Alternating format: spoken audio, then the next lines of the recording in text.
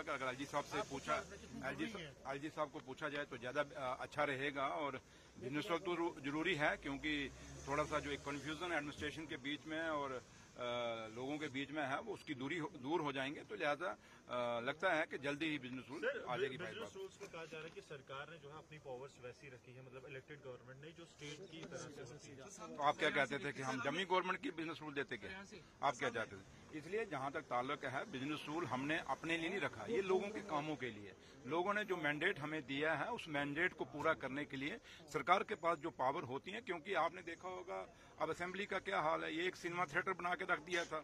आज देखिए माइक्स की हालत क्या है, चलते ही नहीं है। तो इसलिए ये जम्मू कश्मीर का असेंबली है और यहाँ पे आपने, और हम नहीं कह रहे, आपने देखा होगा भारतीय जनता पार्टी के ऑनरेबल एमएलए हैं, वो भी ये बात कहते हैं कि जो पावर्स हैं सरकार के पास, क्योंकि सरकार के पास पहले एमएलए के पास होंगी तो ऑटोमेटिक सरकार के पास होंगी। इसलिए पावर ये जरूरी नहीं कि हमें चाहिए, ये पूरी जो लोग भी जीत के आए हैं उनको पावर चाहिए, क्योंकि उनके पास एक मैंडेट है। लोगों का जो काम, जिस मैंडेट के लिए जो मैंडेट लोगों ने दिया है हम लोगों को, वो काम हमने पूरे करने हैं, वो वादे पूरे करने हैं। इसलिए उसके लिए बिजनेस रूल का बहुत जरूरी है। बीजेपी ने डिस्क्रिमिनेशन की बात की परसों, अगर आपने देखा होगा, उन्होंने पवन गुप्ता ने फिगर भी दिखाया, उन्होंने कहा कि जम्मू के साथ डिस्क्रिमिनेशन हो रहा है। देखिए, जम्मू के साथ अगर डिस्क्रिमिनेशन की बात करते हैं तो जब पवन गुप्ता जी खुद मिनिस्टर थे और एमओएस फाइनेंस थे 2015 में, तो उनको पूछिए कि आपके दौर की लिस्टें निकाल के देखें। लेकिन जहां तक नेशनल कॉन्फ्रेंस का ताल्लुक है, नेशनल कॉन्फ्रेंस के कायद और लीडर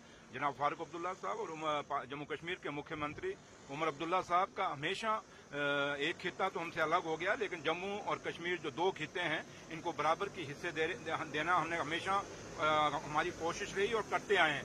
आज ये दरबार में वो देखें जो हमने किया, इन्होंने 10 साल में क्यों नहीं किया? ये तो हमें क्रेडिट जाता ना। आज देखो आज अब लोग जब वापस जाना शुरू हुए, क्योंकि ईद है अब, तो जब वापस जाना शुरू हुए फिर आपकी सड़कें खाली होनी शुरू हो गई हैं। तो अगर ये लोग जो दरबार मूव हुआ, कश्मीर से इतनी दुनिया ना आती तो बिजनेस पे कितना फर्क पड़ता था। इसलिए ये सिर्फ प्रेस गैलरी को एड्रेस करने के लिए एक अच्छा शब्द है कि जम्मू के साथ डिस्क्रिमिनेशन है। बट अगर आप सही मायने में देखेंगे तो जम्मू के लोगों के साथ जब भी इंसाफ हुआ, हमेशा नेशनल कॉन्फ्रेंस के दौर में हुआ।